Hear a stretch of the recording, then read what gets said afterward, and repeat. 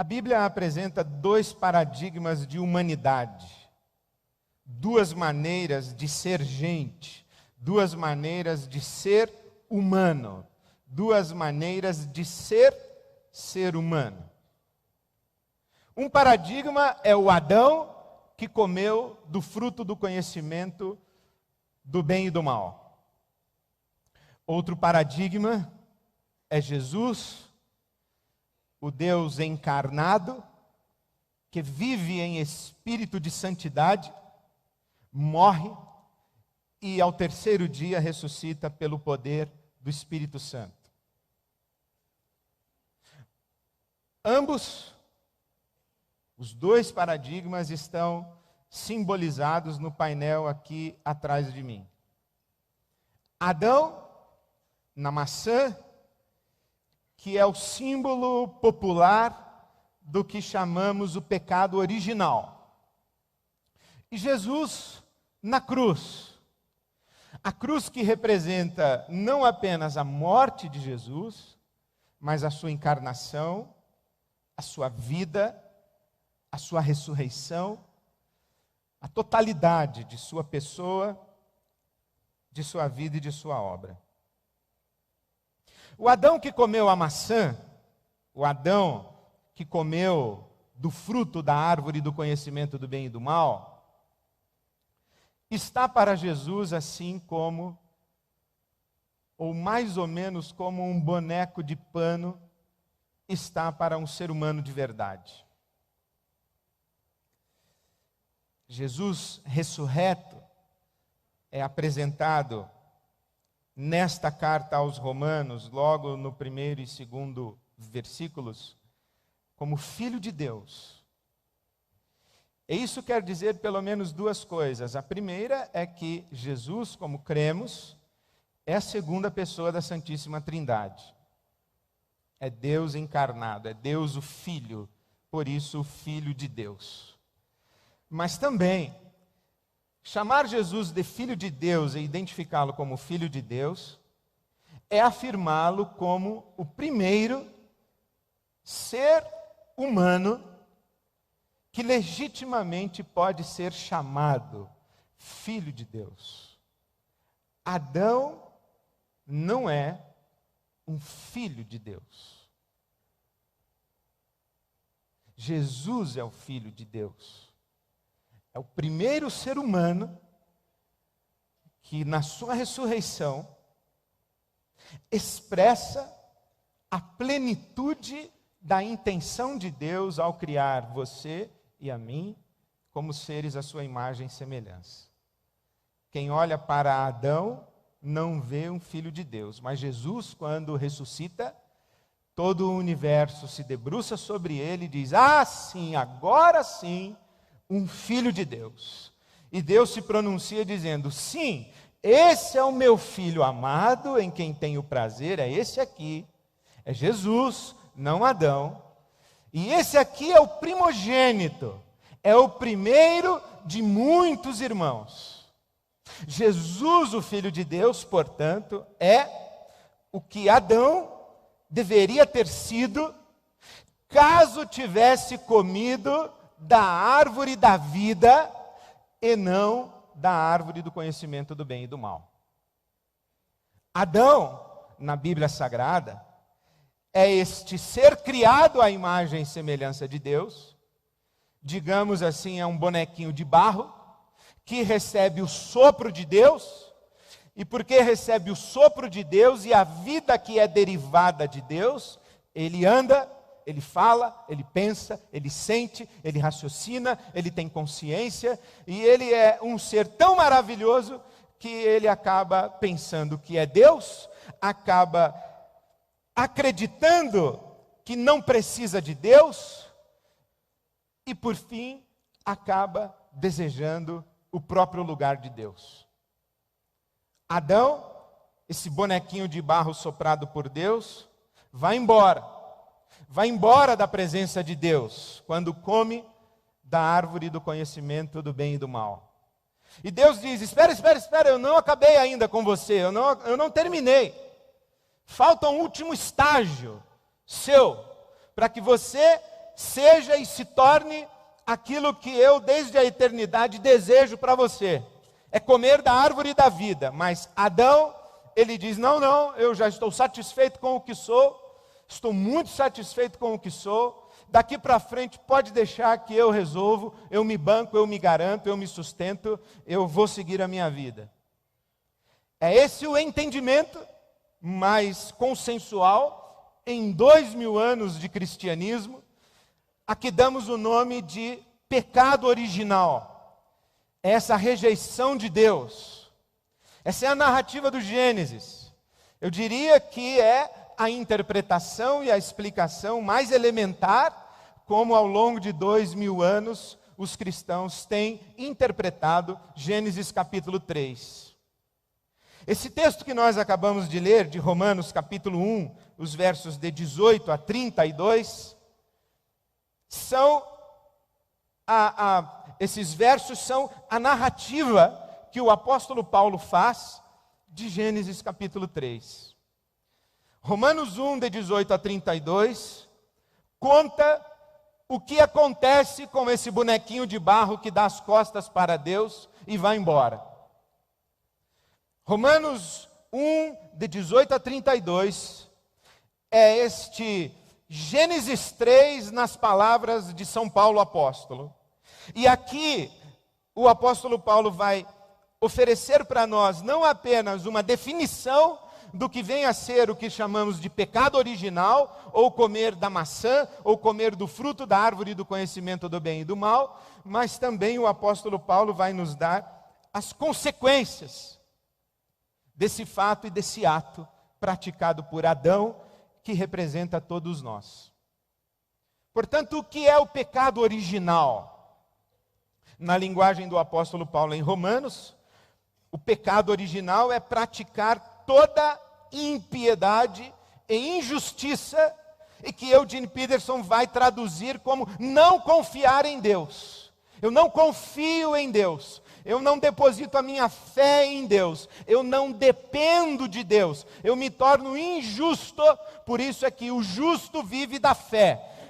Quem não tem a fé vive como injusto. Praticar a impiedade, a injustiça, é rejeitar Deus, é não confiar em Deus. Isso é uma expressão ou uma das formas como o apóstolo Paulo define o pecado original. O pecado original, ou comer do fruto da árvore do conhecimento do bem e do mal, é suprimir a verdade pela injustiça, o que Eugene Peterson vai traduzir como manipular a verdade.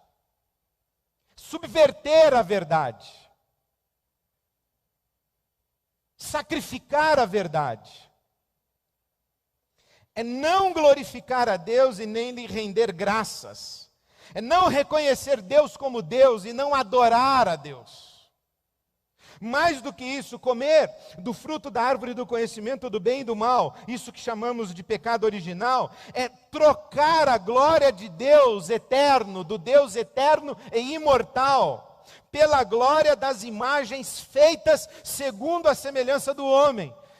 Esse pecado original, esse ato de Adão, é uma forma de tornar Deus o nosso igual. Ou porque aspiramos ser iguais a Ele e ocupar o lugar dEle, e nos damos essa importância toda, como se fôssemos autoexistentes, autossuficientes, e como se a nossa vida não tivesse sido recebida, mas que nós a tivéssemos em nós mesmos. Então temos essa pretensão de ser iguais a Deus e iguais a Ele, ou então diminuímos tanto Deus que o assemelhamos a nós. É trocar a glória de Deus pela glória do homem mortal. É dizer, olhando-se no espelho, você é tão extraordinário que você é Deus. E esquecer que existe Deus acima do ser humano. É pior do que isso, diz o apóstolo Paulo, que é trocar a glória de Deus pela glória dos animais, dos bípedes, dos répteis e dos quadrúpedes. O pecado original é negligenciar Deus de tal maneira que algo que é muito menos do que Deus, e pior, algo que é muito menos do que o humano, acaba se tornando nosso Deus. E não é de admirar que tem gente que considera a vaca sagrada. Comer do fruto do conhecimento do bem e do mal, esse pecado original, conforme a interpretação clássica cristã, é trocar a verdade de Deus pela mentira. É adorar e servir as coisas criadas, os seres criados, em lugar de adorar o Criador. Estamos em Romanos 1:18, 1:21, 1:23, 1:25. Adorar as coisas criadas, por isso é que podemos adorar não apenas a nós mesmos, mas adoramos a lua, adoramos as estrelas, adoramos a natureza, adoramos os monstros marinhos, adoramos as criaturas da noite. Adoramos.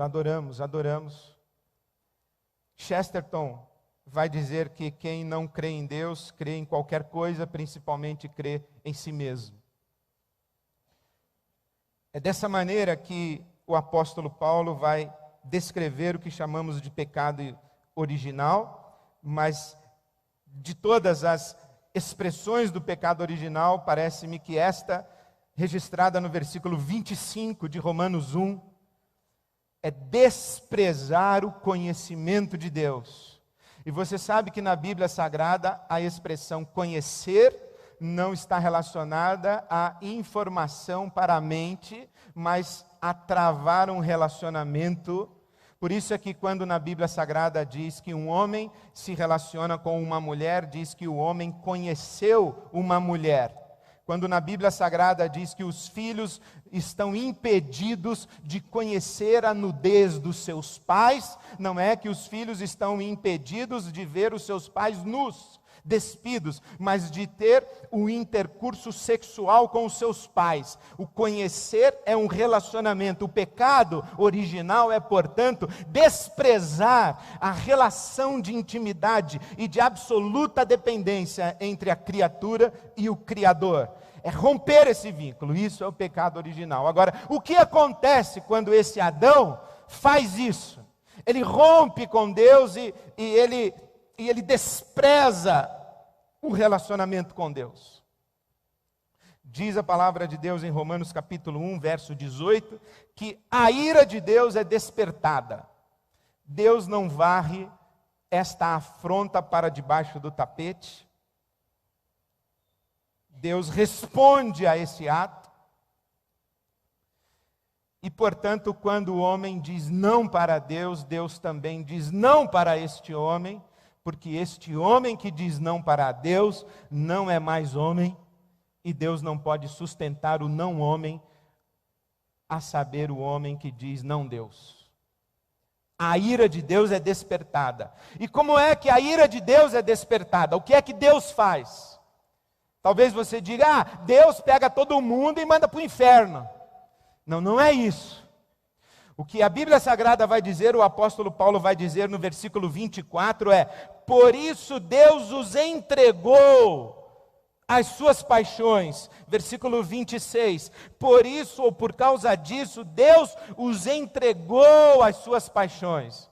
O que Deus faz é dizer assim: vocês querem viver sem o sopro do meu espírito, vocês querem viver a vida que vocês têm em si mesmos, então experimentem, tentem, vivam sem o sopro do meu espírito e vejam o que vai acontecer. O que acontece, diz a palavra de Deus, é que nós seres humanos, sem o sopro de Deus, nós vamos nos tornando menos do que humanos, nós vamos nos bestializando, nós vamos nos animalizando, nós somos reduzidos ao ventre, nós somos reduzidos aos nossos apetites físicos, nós somos reduzidos às nossas taras, às nossas paixões, aos nossos instintos, ou quem sabe diria Freud, às nossas pulsões. Deus diz: então vivam. É isso que vocês querem, viver sem mim? Então experimentem, tentem, vejam o que vai acontecer com vocês. Então o apóstolo Paulo começa a descrever quem somos nós. Palavras ou a expressão do Eugene Peterson, ele diz que nós nos tornamos confusos, nos perdemos e perdemos a noção do que significa ser humano, nós fomos viver no chiqueiro, enlameados por dentro e por fora. Nós começamos a abusar uns dos outros. Nós nos perdemos como pessoas, como seres humanos, porque é o sopro de Deus que nos faz humanos. É o sopro, é o Espírito de Deus agindo sobre nós que nos confere humanidade. Sem o sopro de Deus sobre nós, nós somos semelhantes a bichos. É isso que a Bíblia está dizendo. O que mais acontece conosco? Acontece conosco é que nós perdemos o juízo. Perdemos o juízo. Versículo 22. Nós nos julgamos sábios, mas na verdade somos loucos. Perdemos a noção de quem é Deus, de quem somos nós, de quem é o nosso próximo, de que mundo é esse, qual o sentido da existência. Nós caímos numa escuridão plena, que o apóstolo Paulo diz, nós caímos na loucura total. Diz mais, é que somos punidos por Deus. E aqui é importante você fazer uma distinção entre pecado e pecados. Pecados é matar, é roubar, é cobiçar, é mentir. Pecados. Pecado, no singular, é esse que chamamos de pecado original, é romper com Deus. Uma vez rompidos com Deus, isto é, no pecado, nós somos entregues aos pecados e não conseguimos deixar de praticá-los e cometê-los. Essa é uma expressão da manifestação da ira de Deus sobre nós. Não é porque nós cometemos pecados que Deus fica irado conosco. Nós cometemos pecados porque cometemos um pecado de deixar Deus e dar as costas para Deus, ou na linguagem bíblica, cuspir na face de Deus. E pior, nós nos tornamos cativos da morte, diz o versículo 32.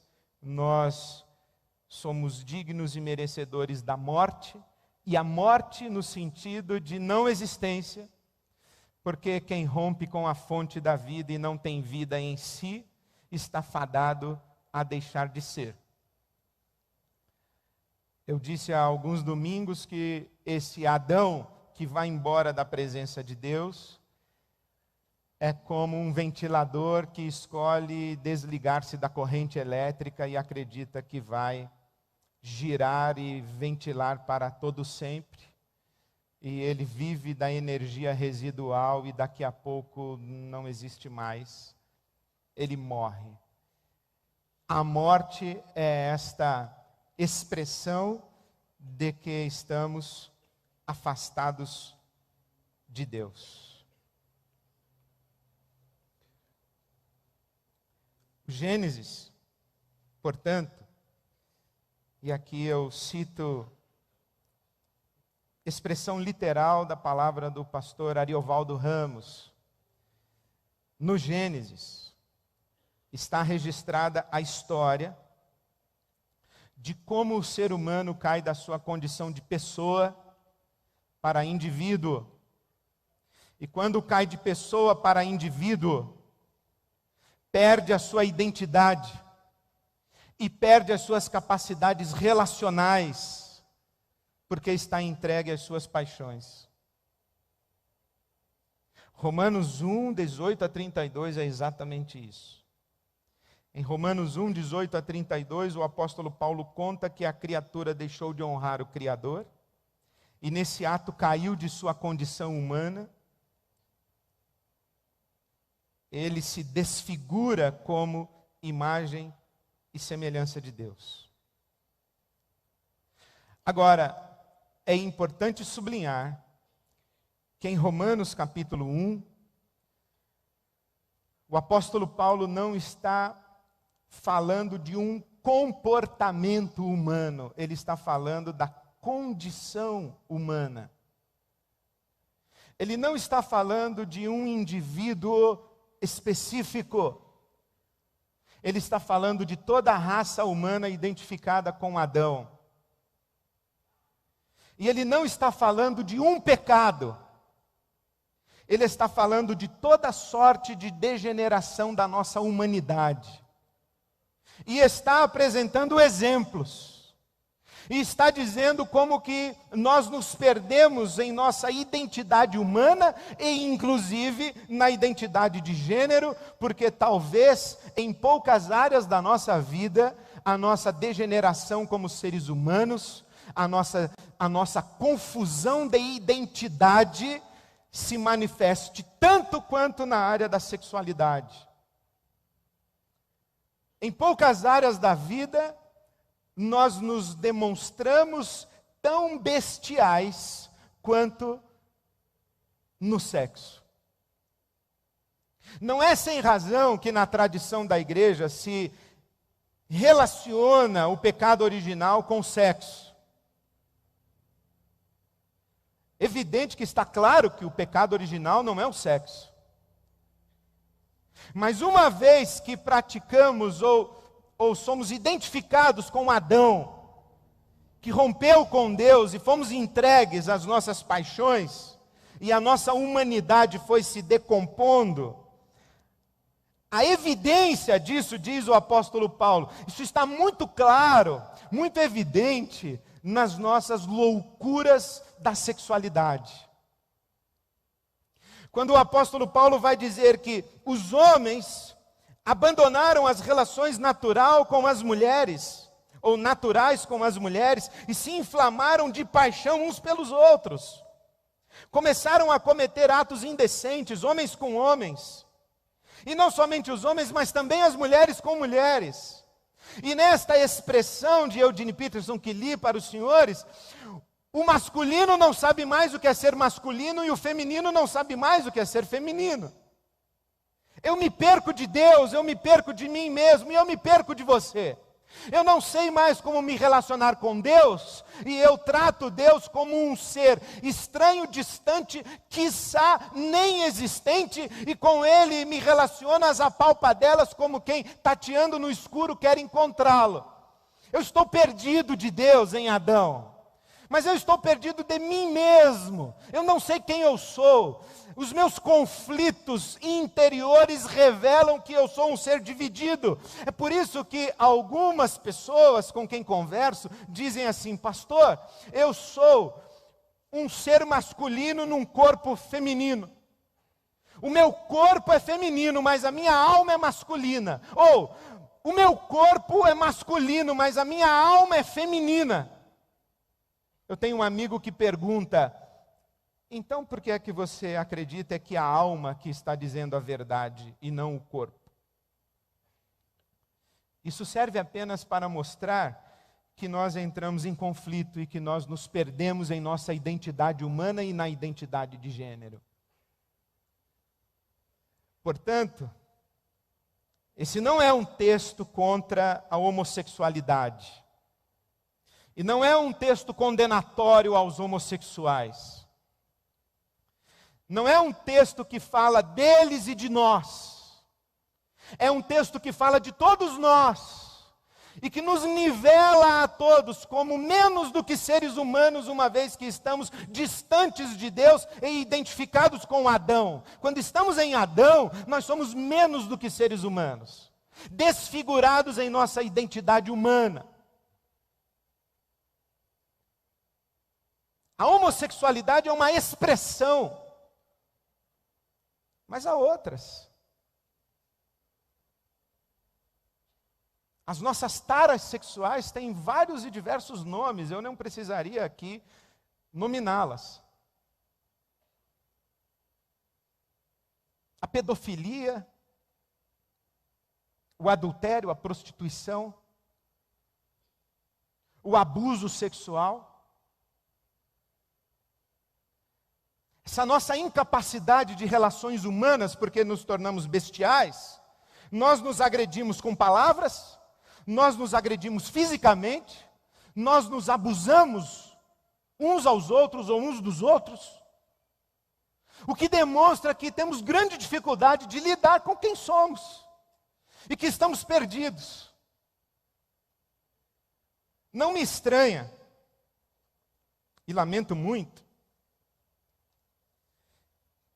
que na cultura evangélica contemporânea haja essa demonização da homossexualidade e essa homofobia. O que me estranha é que nós não nos levantamos também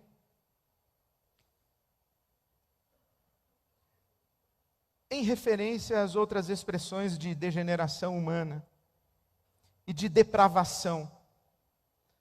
Por exemplo, diz aí o apóstolo Paulo no versículo 29, a inveja.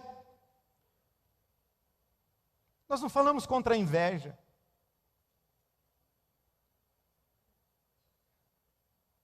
Fala aí de homicídios.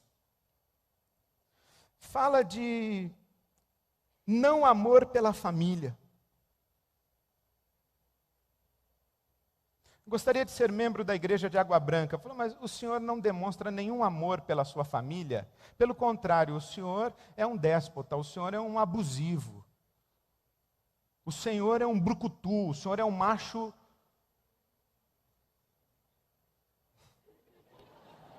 O senhor não pode fazer parte da nossa igreja, não, porque o senhor não tem amor pela família. A senhora é uma invejosa. A senhora é uma vaidosa doente, que se olha no espelho e sai de casa triste, porque não gosta do cabelo, não gosta do vestido, ou do volume da sua barriga. A senhora não se permite ver nua pelo seu marido, porque tem vergonha do seu corpo. A senhora não serve para ser da nossa igreja. O senhor não tem respeito pelos seus filhos. O senhor diz que disciplina, mas o senhor agride. O senhor é um violento. O senhor é um estúpido. E o senhor tem amor pelo dinheiro, sim, que eu sei. Seu corrupto. Não pode fazer parte aqui da nossa igreja, não. Agora, sabe qual é o nosso problema? Todos esses caras a gente manda para terapia. Homossexual a gente manda para o inferno.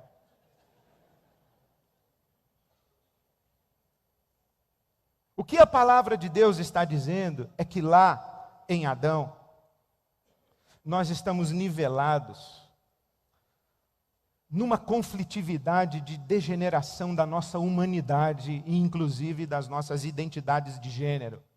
Aí você diz assim, pastor, não vai me dizer que o senhor está dizendo que homossexual e pedófilo, estuprador é a mesma coisa. Eu falei, não, é claro que eu não estou dizendo. É claro que eu não estou dizendo, ó, o pessoal que gosta de editar vídeo no YouTube, eu não estou dizendo. Não estou dizendo. Eu estou dizendo que o nosso afastamento de Deus, que a nossa prepotência, que a nossa autossuficiência, a nossa arrogância nos degenera e que as perversões são variadas. Mais escandalosas, menos escandalosas, mais socialmente danosas, menos socialmente danosas, mais conflitivas, menos conflitivas, mais aceitas, menos aceitas, mais autodestrutivas, menos autodestrutivas, mais indignas, menos indignas, mas nós nos abusamos uns dos outros o tempo inteiro e cada um tem aqui a sua tara e a sua realidade interior que precisa ser colocada diante de Deus. É isso que o texto do apóstolo Paulo está dizendo para nós. Todos nós estamos ali em Adão, todos nós estamos ali em Adão, e todos nós estamos degenerados de nossa humanidade e em conflito com a nossa identidade, inclusive de gênero. Por isso é que está claro para nós, e eu espero que esteja cada vez mais claro para você, que o evangelho do qual não nos envergonhamos, o evangelho da cruz, o evangelho que é Jesus Cristo, o evangelho de Deus, que disse o apóstolo Paulo aqui em Romanos 1:2, o evangelho de Deus é Jesus. Evangelho, você sabe, quer dizer boa notícia, boa nova. Então eu digo assim, eu tenho uma boa notícia para te dar. Qual? Jesus Cristo. E por que ele é uma boa notícia? Porque é ele que você está destinado a ser. E o Evangelho é uma promessa de que Deus vai transformar você de bonequinho de pano e de barrinho que anda em um ser humano de verdade. E que essa obra de Deus na sua vida começa agora, porque o Evangelho é o poder de Deus para a salvação. E salvação está claro também para nós que não é ir para o céu depois que a gente morre. Salvação é ser resgatado, redimido dessa degeneração e dessa conflitividade da nossa humanidade e da nossa identidade. É Deus nos fazendo gente de verdade. É Deus nos conformando a um ser humano expresso e refletido em Jesus Cristo. Porque não é o céu o nosso destino. Antes do céu, o nosso destino é Jesus Cristo. É isso que quer dizer que estamos sendo chamados, capítulo 1, versículo 5. Chamados à obediência que vem pela fé. Chamados a ser humanos em obediência a Deus, pela confiança em Deus. Quando eu digo eu me rendo, eu sei que eu não me sustento na vida e eu preciso do teu sopro sobre mim para que eu seja gente. É isso que quer dizer Romanos 1,5. É isso que quer dizer que o justo vive da fé, da sua confiança em Deus, da sua confiança na pessoa de Deus e na sua confiança de que Deus pode transformá-lo em um ser humano de verdade. É isso que quer dizer que o Evangelho é o poder de Deus para a salvação. O Evangelho não é o poder de Deus para nos livrar do inferno e nos jogar no céu. O Evangelho é o poder de Deus para fazer de nós homens e mulheres de verdade, seres humanos em sua plenitude. Por isso a Bíblia Sagrada apresenta esses dois paradigmas de humanidade, essas duas maneiras de ser gente. Uma maneira em Adão, um paradigma de ser humano em Adão, que diz não para Deus e diz Deus não e não Deus, e que é entregue a toda sorte de perversão, porque é deixado às suas próprias paixões. E um modelo e um paradigma em Jesus Cristo, que se ajoelha e diz, seja feita a tua vontade, não a minha vontade. Eu não posso fazer nada de mim mesmo, somente o sopro de Deus na minha vida me faz ser quem sou e fazer o que faço. O Espírito do Senhor Deus está sobre mim e me ungiu para. Então quem somos nós? Nós somos, em primeiro lugar, um com Adão. Ninguém aqui é melhor do que ninguém. Mas pela graça de Deus, nós também somos um com Jesus Cristo, o nosso Senhor. E nós somos pessoas que estão de joelhos dizendo, vem Espírito Santo, sopra sobre nós e devolve-nos a nossa humanidade. Não a humanidade de Adão, mas devolve-nos a nossa humanidade em Jesus, o Cristo ressurreto.